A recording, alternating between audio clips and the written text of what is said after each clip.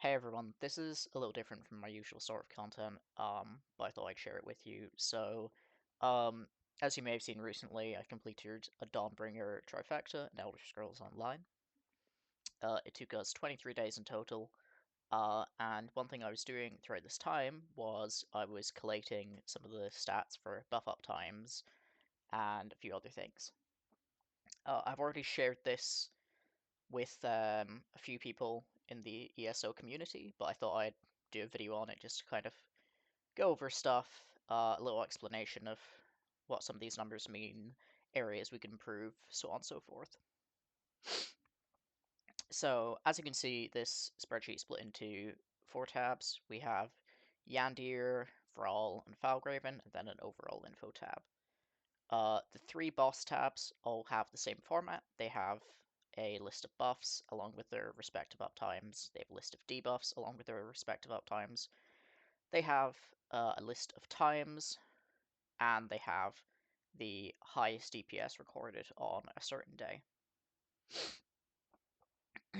So yeah, and then overall info has the attendance, the number of pulls we did, the number of times we wiped, just a wipe percentage to kind of make that a bit easier to understand, the number of attempts of the trial we did, and the number of clears we got, and how many times people died on that day. So I'm just going to start off by looking at Yandir for now.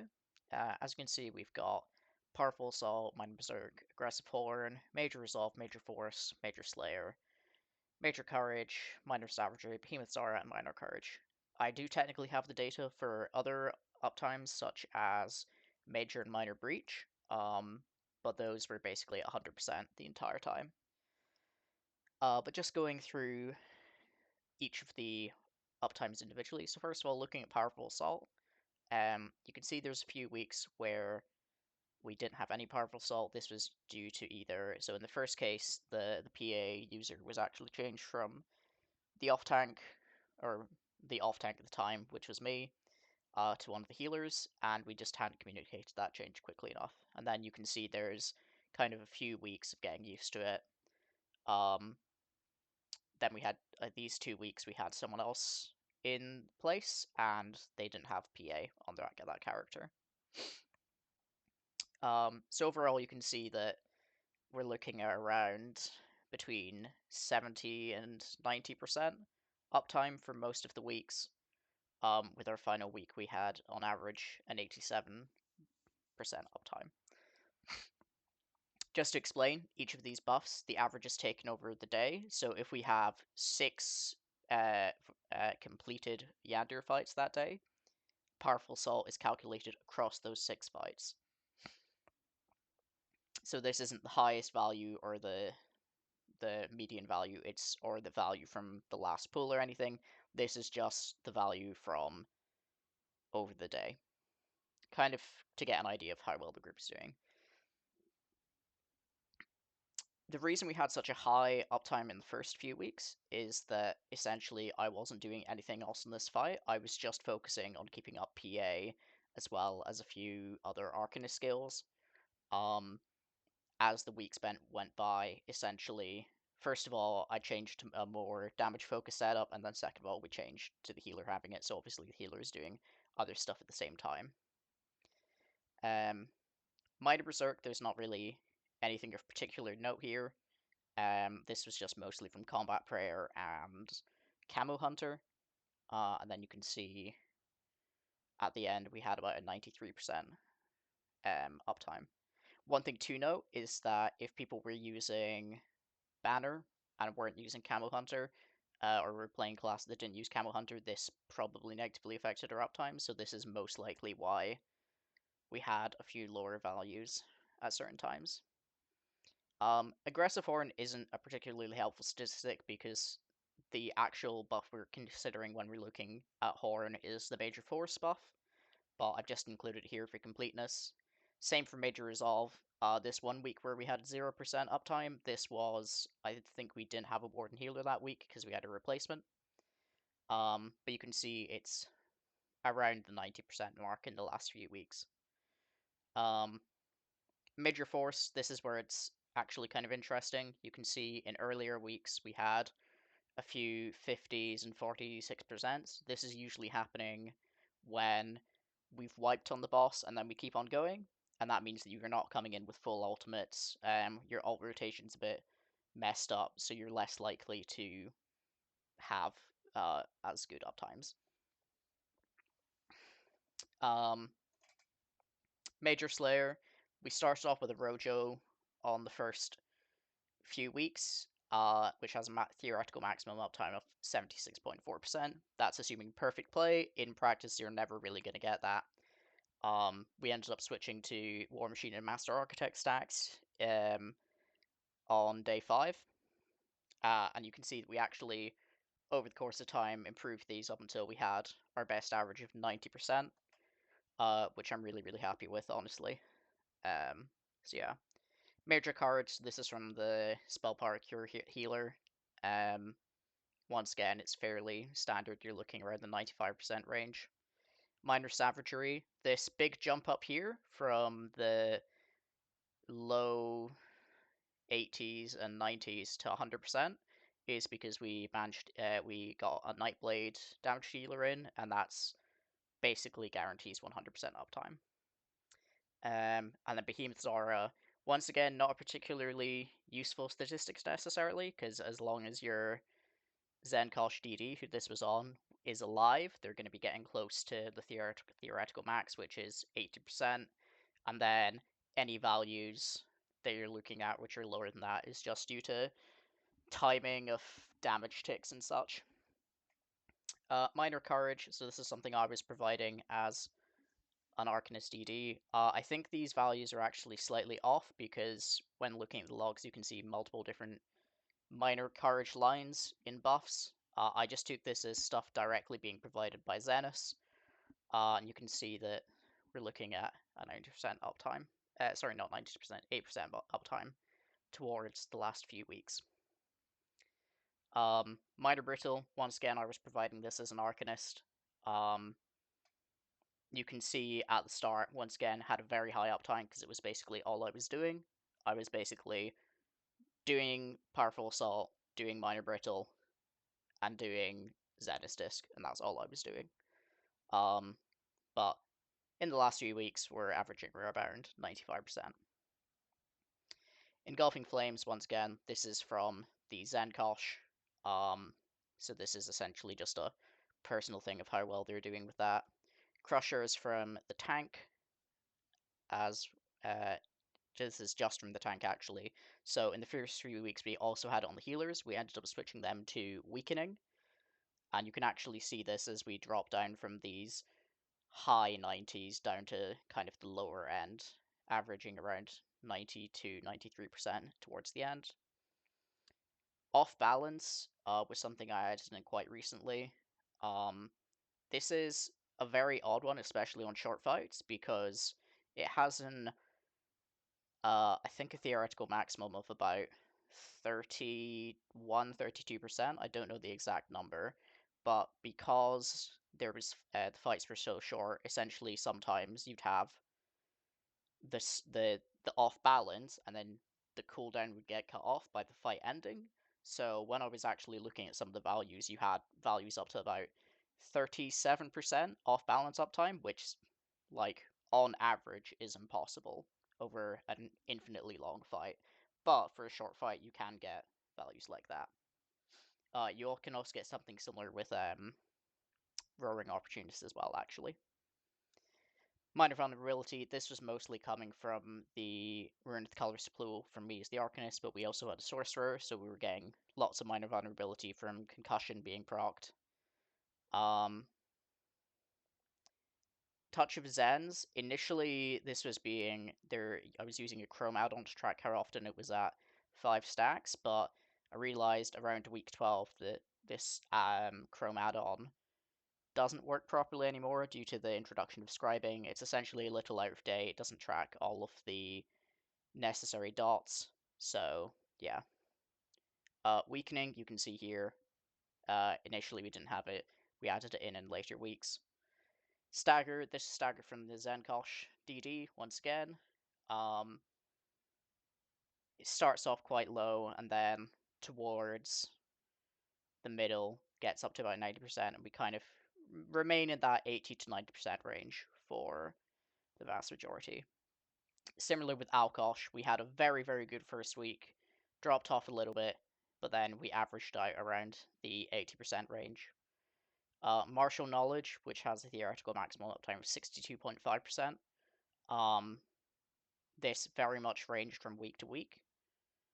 Our highest was 46.42, and towards the end we're getting about 27.42%. Major vulnerability, so this is from any Colossus from Necromancers, Archdruid on the main tank, and extensions via Nazare. So end of the prog, we were getting 86.6%, which is really, really good, considering we only had one Necromancer and a Nazare user, which was me, and then we had Archdruid on the main tank. So especially in these short fights, we were able to get really high uptimes just because we'd get this big extension by the time that that major vulnerability had run out. The Necromancer would be able to use their ult again, and then we'd be able to get these big numbers. So Elemental Catalyst is an interesting one. For the first 10 days, we weren't using it because I was on Lucent Echoes, and we decided after that that it would make more sense for me to switch to more of a DD focused build so that I'd be able to deal more damage and then bring in Elemental Catalyst instead. So Elemental Catalyst is equivalent to Lucent Echoes at about 73%. This isn't accounting for breaks in the boss fight for whatever reason. You can see that I occasionally did have values which were as good as this, so we had this one here of 74%, 72% is getting there, but in the end, I probably underperformed a little, was only getting 69% average uptime. So from a overall group damage perspective, this is probably not the best move in terms of just overall critical damage, but in terms of the amount of damage I gained from this, it was probably worth it. We probably gained more from me switching to a DD build than to than having me on Lucent Echoes.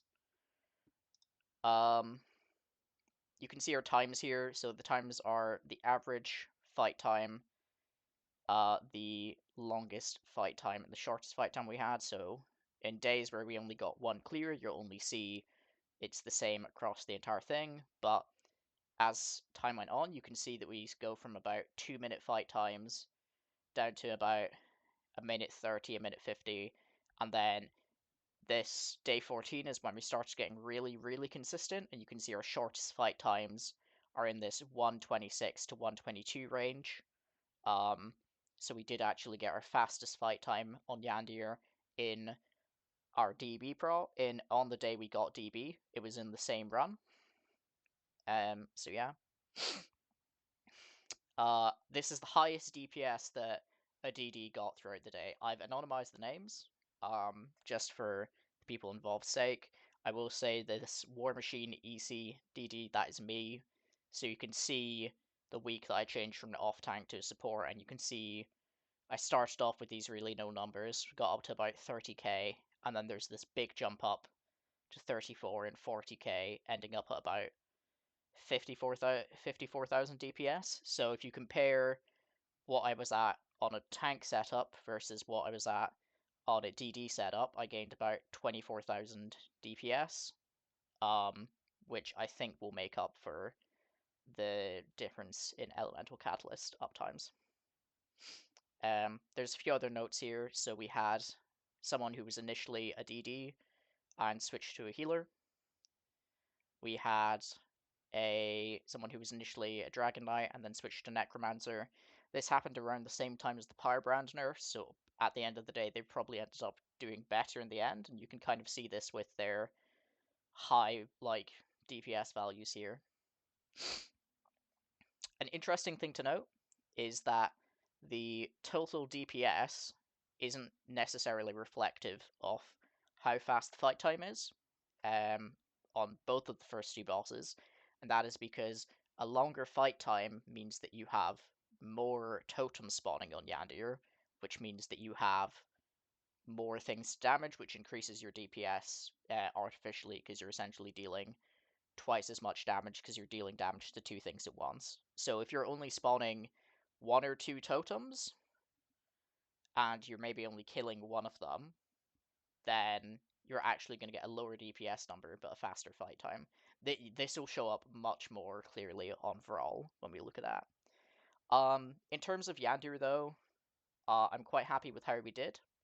I think there is, if this group was focused on score pushing as opposed to just getting the achievement, which is what we were doing, I think we definitely could have tried to have some more optimization. So generally, when I'm looking at uptimes like these, my goal, as if I was the one who was kind of in charge of optimization, I'd be aiming for 90% or better uptimes on as much stuff as possible. So we do have that on quite a few things, but there's a few key areas where we could increase our damage. So powerful assault in particular, major force, that's a really big one. Getting closer to 100% on that really will boost your damage, and minor courage as well. And then for debuffs, the big ones I'd be looking at would be um, martial knowledge and elemental catalyst. These I think would be quite effective if we increase these, because martial knowledge ends up being on average a 5% damage increase at its maximum. What we're looking at here at this end value of 27%, we're probably looking at a 2.5% damage increase, which is still decent to have, but obviously the more you increase that, you're going to get some quite good returns on the group damage. And then similar for Elemental Catalyst, getting into that 90% range is quite a feat, I'd say. I've not seen many EC crows who've been able to get up that high, but if you do, you can. It does affect how much damage your group is doing. And then you can even see from previous weeks. So for the key, blue is the highest result that someone has had in this category. You can see that we only actually had one person hitting their highest DPS on the week we got DB, and everyone else is kind of across different weeks. Some of them are fairly close, so you have a 132k here for Parse DD4, the Necro, and then their result on the week we got DB was 131,000, so they're only 1,000 DPS under, but you have a few more interesting cases where you have someone getting 135,000 one week and then 114 another week. This isn't me shaming any of these people. They all did great. I'm so happy to raid with them. But you can see that in terms of a score pushing environment, having everybody lining up on the day and having their good day can make such a huge difference. So yeah. Hopefully the next tabs won't take as long because I've kind of explained everything. So just looking overall, we can see that once again PA uptimes are a bit low. Interestingly, Major Resolve is a bit lower on this week, on this boss, which is actually quite important because this boss there tends to be a lot more incoming damage. And Major Slayer, we actually had some very low uptimes in our final week, and I will explain why this actually happened because it's quite interesting. But yeah, overall though, in terms of optimization, once again, you're looking at increasing powerful assault, you're looking at increasing major force and major slayer, and probably minor courage as well. But you can see similar progress in terms of things increasing, so major force slowly getting better. Looking at debuffs, we can see that we've got above 90% on stuff like minor brittle, on crusher, on minor vulnerability, and a few other things. And then you can see where we possibly need to improve. So engulfing flames and off balance both were surprisingly not that high. We also had MK uptimes here were actually a lot better, so that's a lot closer to theoretical maximum. So instead of being about a 2% DPS increase, this is about a 4% DPS increase at this point. Major vulnerability was a bit lower, and once again, easy could be higher. It is worth noting at this point it is outperforming Lucent Echoes, which is really nice to see. So on this fight, I was apparently doing better, which I'm happy with. But in general, I'd say the uptimes actually look a little better for the debuffs on this fight than they did on Yandir, with the exceptions being major vulnerability and engulfing flames as well, and off balance. Obviously, off balance is actually a really big one, because your burst during off balance windows is significantly larger than outside of those windows. Now, this is the interesting part. When you're looking at these times for Vral, you can see that we start off at 229 and then kind of get to this 1 minute 30 to 2 minute range, and then we start getting these really fast fight times of under a minute 20. We get those consistently for a few weeks. On the day before we got DB, they were a bit worse. And then on the day we got DB, we got a 1 minute 8 second fight, which was phenomenal. Unfortunately, this wasn't on the fight where we got this wasn't on the run where we got DB. This was on the run before that, where we had people die. Our actual DB time for that fight was 1 minute 29, which is, although it doesn't seem like a lot of only 10 to 20 seconds, is actually a fairly significant increase from these values. And that happened due to a frigid fog spawn, which the boss was in for longer than recommended, which did lead to this high fight time, which is also why you can see some of these worse uptimes coming in as well, because we were kind of panicking a little. But we did manage to get DB with that fight time, and we were aiming for the achievement, so we're fairly happy about that. Looking at the DPS here, though, is really, really interesting, because you can see all these really high values in the weeks preceding our DB, and you can see that we actually had a much higher total DPS in this 1 week, even though, so this is week 13, no, it's week 14 even. We can go and look at our fastest fight time from week 14, and you can see it's 1 minute 11. However, we had much lower DPS when we got 1 minute 8, and this is because by having a lower fight time, you are spending a longer period of time at the start of the fight without I say a longer period, a longer proportion of the fight without ads spawning in, which are once again they're artificially increasing your DPS via Azure Blight damage, via AoE damage, etc. So you actually end up having lower total DPS the shorter fight time you get in this fight, just by virtue of having less ads to kill, which I think is really interesting. But yeah, in terms of optimization for this though,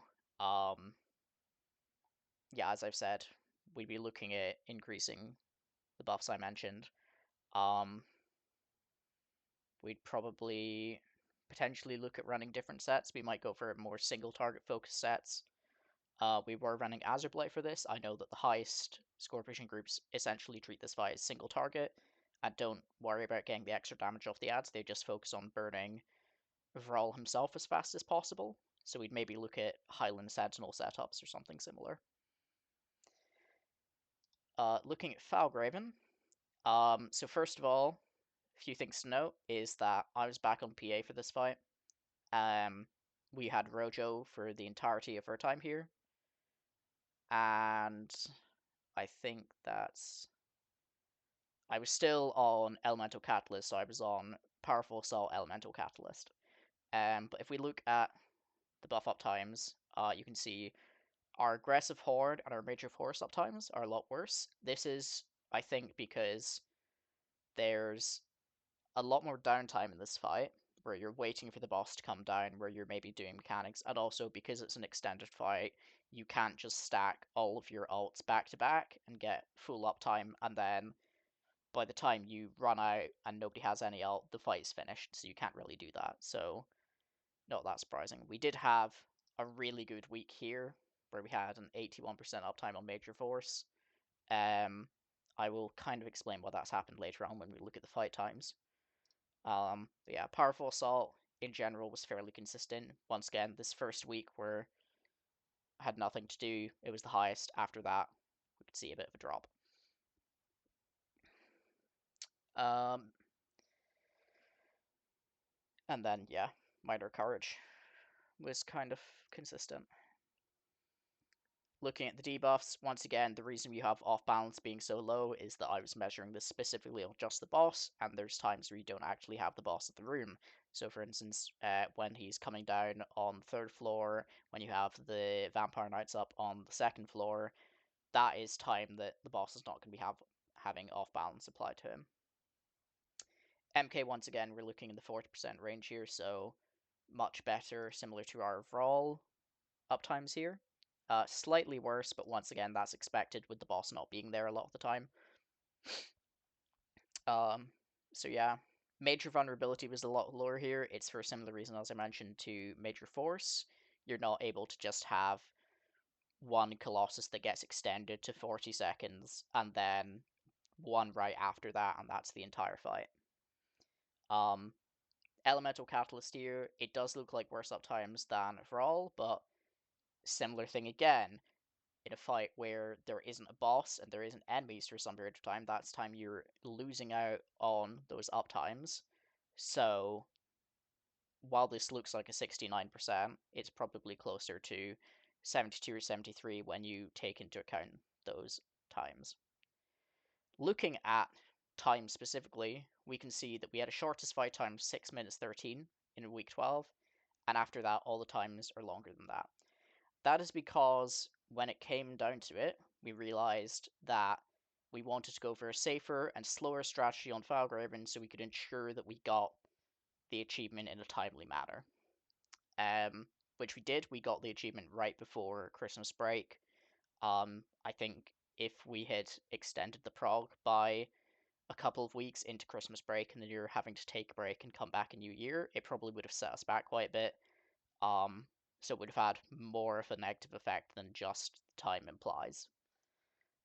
So we did end up going for a slower strategy and getting a 7-minute clear on our DB.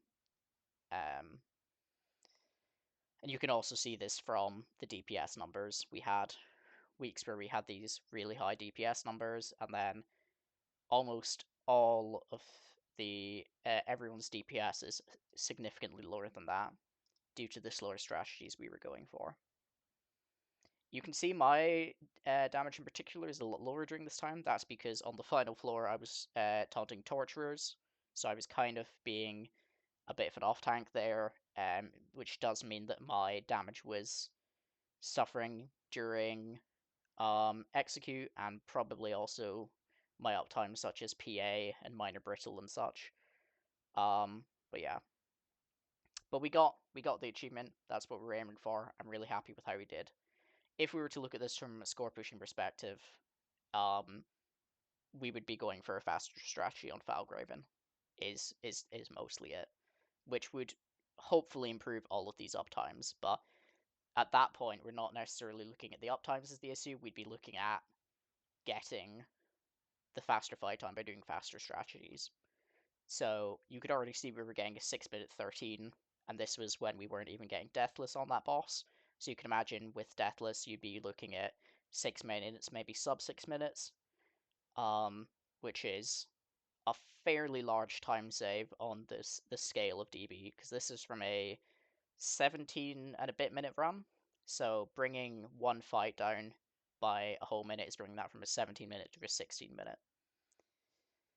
So yeah. Finally, just looking at overall info, this is mostly just for fun, so you can see that we actually had very few weeks where we had everyone there. We went through some roster changes throughout this time, and towards the end we did have one DD who was unfortunately not available for this entire time. but you can see on average we had an attendance of 10.6 of the core roster being there every time. Looking at pools, you get something interesting. So you start off with lots of pools because you're wiping a lot and then you're pulling again, etc. So that's where you get 24 pools and 20 wipes. And then as you get further down, you actually end up you have a small period where you're getting less and less pools. So you've got this 10 pools, and then you actually go up a bit. And that's because you have pools where you pool, someone dies, and you reset. So you go back to it. Or you finish the pool and then reset and come back to the fight. So you have more pools but less wipes. And then the last few weeks we had essentially only a deaths on Valgraven, so we just finished out those runs and reset. Wipes is a fairly standard story of just getting lower. We did have a few weeks here where they were quite high, but after that it's just going down from 20 down to the 10s, down to 2 or 3 down here with a few exceptions.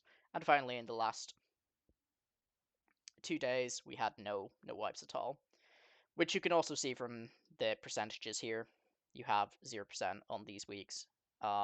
Earlier weeks, you have 90%, 84%, 83%, and then you slowly drop down to sub 50, with the exception of this day, which was just a bad day, I think. Number of attempts, similar story. You start off with very few attempts, and you then slowly start to increase in the number of attempts you're doing because you're trying to get deathless. You're trying to if someone dies, you reset the attempt, culminating these 14 attempts with only one clear. So that means that we probably reset on certain fights maybe 10 times. Or if someone died in trash, if someone died on Yandy Revolt, we reset, and that's how we got these like ridiculously high attempt numbers.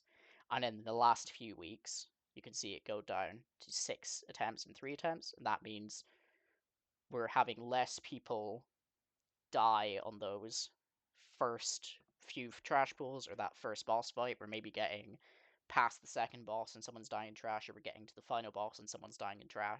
Someone's dying, and then we're resetting. So we get less attempts in, but we do actually end up with a few more clears. Deaths is really interesting. So you see these at the start, 341 deaths, and then it just kind of slowly decreases as you go along, and you get these really interesting things in the final weeks where you only have 5 deaths, but you have 6 attempts, compared to 1 attempt with 341 deaths. So yeah, so 5 deaths. The reason our final one is higher is that I think we just had like 10 people die in a fight, but just wanted to finish the fight so we could reset. So yeah. You can see the grand totals here. So for attendance, it's not particularly useful, but essentially we attempted 342 fights. We wiped on 160 of them. If you want to kind of use this grand total and this average together to get an interesting story. So 342 attempts, 160 wipes. So we had an average wipe percentage of 41%. 126 attempts of the trial with 43 clears, and a total of 3,072 deaths. And then if you look at the averages, you can see on average we tried to do 14 to 15 fights per day. We'd maybe wipe on 7 of them. We'd try and do 5 to 6 attempts a day, which lines up with this number of pools because there's 3 fights in the trial. So if you do 5 trials a day, then you do 15 fights theoretically. And then we'd have just under 2 clears a day and an average of 133 deaths. So yeah, I know this has been a bit long-winded. I honestly don't know who's going to find this interesting watch. If you've watched to the end, thank you so much. I will link this spreadsheet in the description. I will also link the the actual run where we got DB. It's up on my channel. If you enjoyed this and you'd want to see similar stuff related to statistics in ESO, please do let me know, and I will see if I can make more videos on it. Thank you so much.